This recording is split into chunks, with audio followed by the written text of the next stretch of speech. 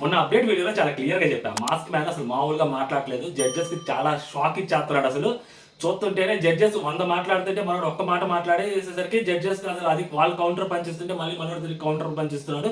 మామూలుగా లేదు, ఒక అటెన్షన్ గ్రాప్ చేస్తున్నాడు మనోడు అని చెప్పి ఆల్రెడీ అప్డేట్స్లో చెప్పాను. ఈరోజు ప్రోమో చూస్తే అదే నిజమైంది. సో ప్రోమో ఎంతమందికి నచ్చింది అనేది కామెంట్ చేయండి. అండ్ మాస్క్ మ్యాన్ బల్బు చూపెట్టాడా లేదా అనేది కామెంట్ చేయండి.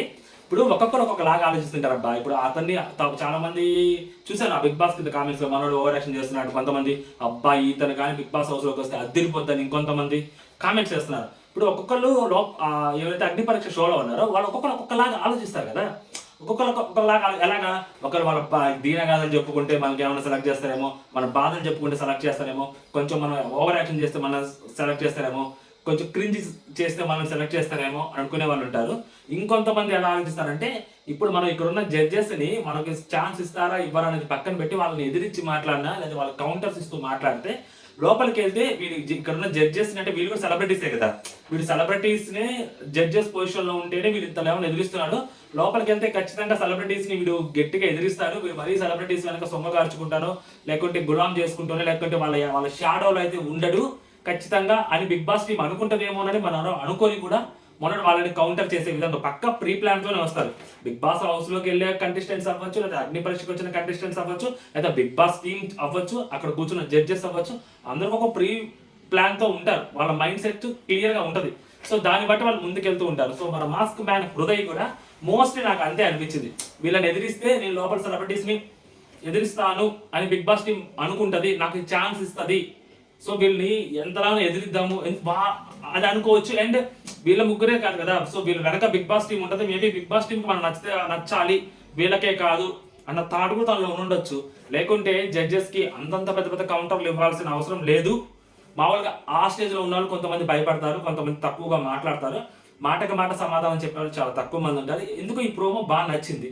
అండ్ అభిజిత్కి ఎవరైతే ఈ మాస్క్ మ్యాన్ ఉన్నాడో ఒక్క డైలాగ్ పడినా కూడా నాకు ఎందుకు అభిజిత్ వర్సెస్ కౌశల్ ఉంటే ఎలా ఉంటుందో అలా ఉంది అనిపించింది. మేబీ అతను వాయిస్ అవ్వచ్చు, లేకుంటే అతను మాట్లాడే విధానం అవ్వచ్చు, నాకు తెలియదు. కానీ నాకు ఎందుకు అభిజిత్ వర్సెస్ కౌశల్ లాగా అనిపించింది.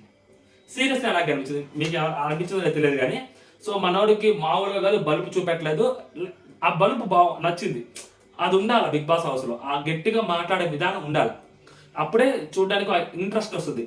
అండ్ ఆ మాట్లాడేది కూడా సెన్సిబుల్గా మాట్లాడినప్పుడు ఇంకొంచెం ఇంట్రెస్ట్ పెరుగుతుంది అనమాట.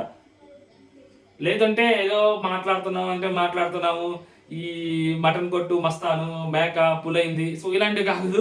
సో కొంచెం మాట్లాడితే కొంచెం సెన్సిబుల్గా ఉండాలన్నమాట. మరీ అచ్చ తెలుగు పర్లేదు. ఇలా మాట్లాడింది అనుకో అదేదో 1-to-1 పనిచేస్తుంది, ఎలా ఉంటే అలా ఉంటుంది అనిపించింది అనమాట నాకు. సో మనోడు ఏం చెప్పాడు, నీ పేరేంటి అడిగితే skin name Harish, soul name Hridaya Manav అంటాడు. సో హృదయ మానవ్ అంటే అర్థమైందని బిందు మానవ్ అడిగితే హృదయం ఉన్న మనిషి అని మనోడు చెప్తాడనమాట. చెప్తే నవదీప్ అంటే మాకు అందరూ హృదయాలు లేవా అంటే మనోడు ఏమంటాడు అంటే కావాలంటే మీరు అలా అయినా ఇంటర్ప్రిట్ చేసుకోవచ్చు అంట. అంటే మీకు నచ్చింది మీరు అనుకోండి, నాకు నచ్చింది నేను చెప్తా, మీరు దాన్ని ఎలా అయినా అనుకోండి, నాకేం నష్టం లేదు కదా. మీకు నచ్చింది మీరు అనుకోండి, నాకేం సంబంధం. నేను ఇది చెప్తున్నా, మీకు ఎలా అనిపిస్తే అలా.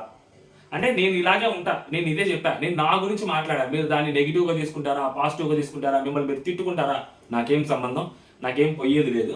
మీ ఇష్టం వచ్చినట్టు మీరు దాన్ని ఎలా అయినా ఇంటర్ప్రిట్ చేసుకోండి అని చెప్పి మనోడు అనమాట. సింపుల్గా. దానికి షాకింగ్ ఫేస్లు కనిపిస్తాయి అనమాట. శ్రీముఖి ఎటు వస్తుంది అంటే లైక్ అది కొంచెం బాగుంది. ఆ ప్రోమో కట్ చేసిన విధానం చాలా బాగుంది. మోస్ట్లీ హౌస్లో కనిపించే అవకాశాలు కూడా చాలా గట్టిగా కనిపిస్తున్నాయని అనిపిస్తుంది నాకు ఈ ప్రోమోతో. ఈ ప్రోమో ఏదైతే వ్యూ పోయేదాన్ని బట్టి ఉంటుందో సో దాన్ని బట్టి కూడా మనం చెక్ చేయొచ్చు అనమాట, మనోడికి ఆ ఛాన్స్ ఉందా లేదా అనేది. ఎందుకంటే ఎవరైతే ఆ ఇద్దరిని ఎలిమినేట్ చేశారని చెప్పి నేను అప్డేట్ ఇచ్చాను. సో ఆ అప్డేట్ తర్వాత ఇంకెవరిని ఎలిమినేట్ చేయలేదంట. సో మళ్ళీ తర్వాత వస్తున్న అప్డేట్ ఏంటంటే ఆ ఇద్దరిని డైరెక్ట్గా బిగ్ బాస్ టీము డైరెక్ట్గా తీసుకోవచ్చు వైల్డ్ కార్డ్ రూపంలో. అంటే లైక్ స్టార్టింగ్లో పంపించకపోయినా మళ్ళీ వైల్డ్ కార్డ్ రూపంలో అయినా లేదా మధ్యలో అయినా కూడా వీళ్ళిద్దరిని లోపలికి పంపించే అవకాశం ఉంటుంది అని చెప్పి ఒక టాక్ నడుస్తుంది అనమాట. అది ఎంతవరకు కరెక్ట్ అనేది ముందు తెలుస్తుంది. ఆ తర్వాత మనోడు బాగా చెప్పాడు అనమాట హృదయమానం. నాకు చిన్నప్పటి నుంచి నాకు చాలా కోపం ఎక్కువ, నేను కోపాదారి మనిషి అన్నట్టు మనోడు చెప్తే శ్రీముఖి అంత కోపం వస్తే ఏం చేస్తావంటే నేను ఆ కోపాన్ని మనసులో దాచిపెట్టుకొని రివీల్ చేస్తాను. సో ఎక్కడ ఎమోషన్ అక్కడ నాన్నకి ప్రేమతో లాగా ఎక్కడ ఎమోషన్ అక్కడ తీర్చేసుకుంటానంటే బిందు మధు కొడతావా అంట. హరీష్ ఎస్ కొట్టచ్చు అన్నాడు. తర్వాత మళ్ళీ కట్ చేసి అంటే ఏంటి మనం మనం అంటే అంటే అక్కడ కట్ అయిపోయింది. మళ్ళీ ఇంకొక డైలాగ్ అనమాట వెంటనే. అంటే ఏంటి మనం బిగ్ బాస్ హౌస్లోకి వెళ్ళేది ఫ్రెండ్షిప్ చేసుకోవడానికి అంటే ఏం చేసుకోకూడదు అని అభిజిత్ అడుగుతాడు. అంటే నువ్వు రేపొద్దు నీ ఫ్రెండ్కి నీ ట్రోఫీ ఇచ్చేస్తావా అని మనోడు అంటాడు అనమాట. ఇక్కడే నాకు ఎందుకో కౌశల్ కనిపించాడు ఇతనిలో.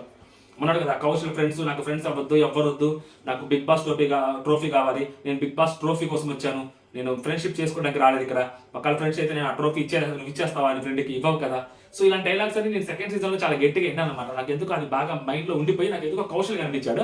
మేబీ ఈ కొట్టడం గురించే ముందుకెళ్తే సో నువ్వు అక్కడ బిగ్ బాస్ హౌస్లోకి వెళ్ళి నీ ఫ్రెండ్స్ ఉంటారు అక్కడ వాళ్ళు కొడతావా అది ఇది అంటే బిగ్ బాస్ హౌస్లోకి వెళ్ళి ఫ్రెండ్స్ చేసుకోవడానికి అని మేబీ అడుగుండొచ్చు కూడా. ఓకేనా, నాకు ఎందుకు ఇలా అనిపించింది. అండ్ నెక్స్ట్ వచ్చరికి అభిజిత్ ఎందుకు చేసుకోకూడదు అంటే మనోడు అదే చెప్పాడు కదా ఫ్రెండ్స్కి ట్రోఫీ ఇచ్చేస్తారట అన్నాడు. బిందు మాధవి దట్స్ బ్యాడ్ అంటది బిందు మాధవి. మనోడు ఇంకా దట్స్ బ్యాడ్, మేము నిన్ను సెలెక్ట్ చేయాలి, మేము సెలెక్ట్ చేయము అది ఇది అని ఉంటాడు. మనోడు అంటే if you don't want to give a chance okay నాకేం ప్రాబ్లం లేదు, but don't judge my character అంటాడు. సో మీ ఛాన్స్ నాకు ఇవ్వకపోయినా పర్లేదు, నా క్యారెక్టర్ని జడ్జ్ చేయొద్దు మీరు అంటారు. చాలా పెద్ద మాట, సీరియస్లీ చాలా పెద్ద మాట. నా క్యారెక్టర్ని జడ్జ్ చేసే ఆ రైట్ మీకు లేదు అని డైరెక్ట్గా ఎదురుగా ఉన్న జడ్జెస్ని ఆ మాట మాట్లాడడం అనేది కొంచెం చాలా పెద్ద మాట. ఇంట్రెస్టింగ్గా ఉంటుంది. ఆ ఎపిసోడ్ వచ్చినప్పుడు నిజంగా చాలా ఇంట్రెస్టింగ్గా అనిపిస్తుంది.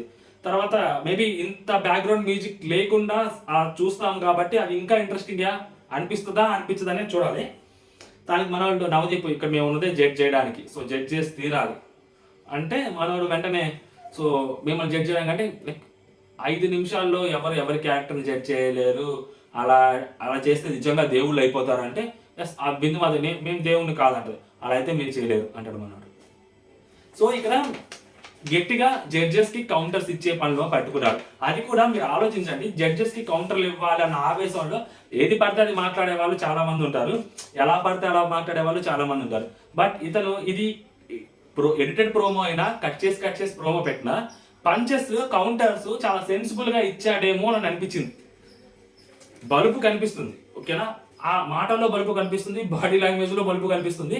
బట్ ఆ బలుపుతో మాట్లాడే మాటలు సెన్సిబుల్గా ఉంటే ఆ బల్బుకి ఒక అందం వచ్చుద్ది అనమాట, లేకుంటే అది చాలా చిరాగ్గా అనిపిస్తుంది. బట్ నాకు ఇక్కడ మనోడు మాట్లాడిన మాటలు చాలా సెన్సిబుల్గా అనిపించాయి. కౌంటర్స్ అంటే మనోడితో కాన్వర్జేషన్ పెట్టడానికి జడ్జెస్ ఆ మాత్రం ఇంట్రెస్ట్ చూపించారు. వాళ్ళపై వైపు నుంచి కూడా వాళ్ళు కూడా కౌంటర్స్ ఇచ్చారు.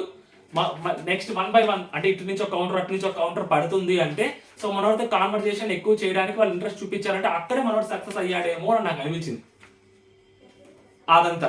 అండ్ ఆబ్వియస్లీ జడ్జెస్ ట్రిగ్గర్ చేయడానికి ట్రై చేస్తుంటారు. ట్రిగ్గర్ చేసినప్పుడు ఎవరు ఎలా ట్రిగ్గర్ అవుతారు అనేది చెక్ చేస్తారు. అంటే వీళ్ళు నార్మల్ ఒక మాట మాట్లాడితే దానికి వాళ్ళ రియాక్షన్ ఏంటి, మరీ ఓవర్గా రియాక్ట్ అయ్యారంటే వీళ్ళు ఇంటెన్షన్గా చేస్తున్నారు, ఆడియన్స్ ని గ్రాప్ చేయడానికి ఇలా ఎక్కువ మాట్లాడితే ఫోకస్ అవుతామన్న థాట్లో చేస్తున్నారు అన్న పాయింట్ జడ్జెస్ కనిపించింది అనుకో వాళ్ళని రిజెక్ట్ చేస్తారు. లేదు వీళ్ళు ట్రిగ్గర్ చేసినప్పుడు వాళ్ళు పాయింట్ తోటి మాట్లాడినప్పుడు వాడు పాయింట్తో మాట్లాడి వాడు అగ్రెసివ్గా మాట్లాడడం, బట్ వాడి దాంట్లో పాయింట్ ఉంటే పర్లేదు వీడు అగ్రెసివ్గా మాట్లాడి వీడి దాంట్లో పాయింట్ ఉంది, సో ఖచ్చితంగా వీడు కొంచెం అంటే అంత అగ్రెసివ్నెస్లో కూడా వీడు కొంచెం సెన్సిబుల్గానే ఆలోచించి మాట్లాడుతున్నాడు అన్న థాట్ జడ్జెస్లోకి వచ్చింది అనుకో వాళ్ళని సెలెక్ట్ చేస్తారు. ఇట్స్ కంప్లీట్లీ అందుకనే అక్కడ జడ్జెస్ కూర్చుంది. సో వాళ్ళు రెచ్చగొడతారు, అప్పుడప్పుడు రెచ్చిపోతారు, కోపడతారు, కోపం తెప్పించేలాగా మాట్లాడతారు.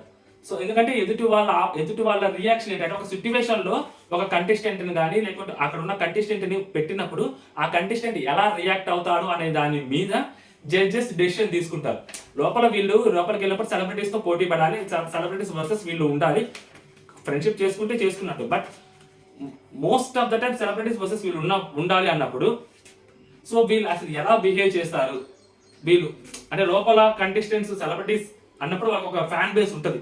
సో ఆ ఫ్యాన్ బేస్ ఉన్నప్పుడు వీళ్ళు భయపడతారా లేకుంటే వీళ్ళు గట్టిగా మాట్లాడతారా, గట్టిగా మాట్లాడేటప్పుడు ఎంత సెన్సిబుల్గా మాట్లాడతారు, ఎంత క్రింజినెస్గా మాట్లాడతారు అనేది కంప్లీట్గా బిగ్ బాస్ టీమ్ సో ఆ ముగ్గురు జడ్జెస్ ఖచ్చితంగా దగ్గర నుండి బాగానే గమనిస్తుంటారు. అండ్ దట్టు శ్రీముఖి కూడా వన్ ఆఫ్ ద కంటెస్టెంటే కాబట్టి ఒకప్పుడు, అండ్ దట్టు ఆమె రన్నర్ అప్ కాబట్టి సో ఆమె కూడా ఛాన్స్ ఉంటుంది. సో నలుగురు జడ్జెస్ కింద తీసుకోవచ్చు ఈవెన్ ఆమె హోస్ట్ అయినా కూడా. సో నలుగురు ప్రాపర్ జడ్జెస్ అనుకుంటే మరి అంత నలుగురు ఒక పర్టికులర్ పర్సన్ అక్కడికి వచ్చి నిలబడినప్పుడు ఆ నలుగురు కలిసి అతన్ని ర్యాక్ చేసినా ట్రిగర్ చేసినా సో వాళ్ళు ఎలా మాట్లాడుతున్నారు అన్నప్పుడు సో ఈ ప్రోమో కరెక్ట్ నచ్చింది. దానికి నిన్న విషయం లాంటి అది ఇది అన్నప్పుడు కూడా సో మనోడు మేబీ చెప్పుకుంటాడేమో నేను కంఠంలో దాచుకున్న శివుని ఏదో ఒకటి మాట్లాడుంటాడు, మేబీ దానికి దీనికి రిలేటెడ్ కూడా ఉండుండొచ్చు. సో కాబట్టి మాట్లాడే విధానం బాగా నచ్చింది, అందుకని ఎంతసేపు నేను మాట్లాడాల్సి వస్తుంది అనమాట. ఓకేనా. మిగిలిన వాళ్ళందరిలో నాకు అంతగా ఏం అనిపించలేదు. మిగిలిన వాళ్ళందరూ ప్రోమోస్ కొంచెం ఎమోషనల్గా అనిపించారు. లాస్ట్లో మొన్న ప్రసన్న కుమార్ గారిది కానీ, సో అది కొంచెం ఎమోషనల్గా అనిపించింది ఆయన. బట్ ఇది కొంచెం వేరేలాగా ఉంది ప్రోమో, అదనమాట నాకు అనిపించింది. బట్ నాకైతే మాత్రం సడన్గా కౌశల్ వర్సెస్ అభిజిత్ని చూస్తే ఎలా ఉంటుంది అన్న థాట్ ఎలా అయితే అనిపించిందో నాకు అది అనిపించింది అనమాట. సో మీకేమనిపించింది మీరు కూడా కామెంట్ చేయండి. జై హింద్.